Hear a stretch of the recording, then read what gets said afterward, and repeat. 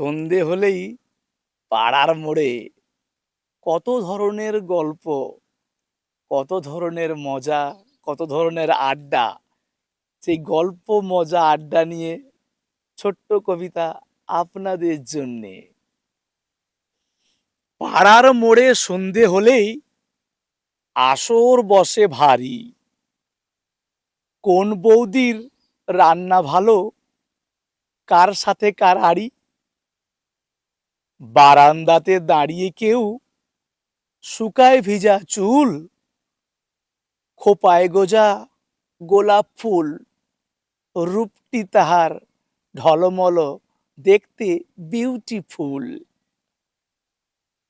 ডালের সাথে আলু পোস্ত, মিষ্টি হাসি মুখে। সংসারের ওই হাজার কাজের গল্প বলে সুখে। কার ছেলেটা দুষ্টু ভারী, কার মেয়েটা ভালো।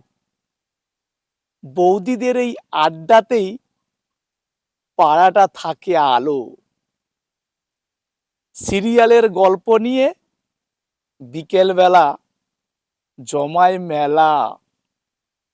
ঝগড়া হলেও পরক্ষণে আবার হাসির খেলা।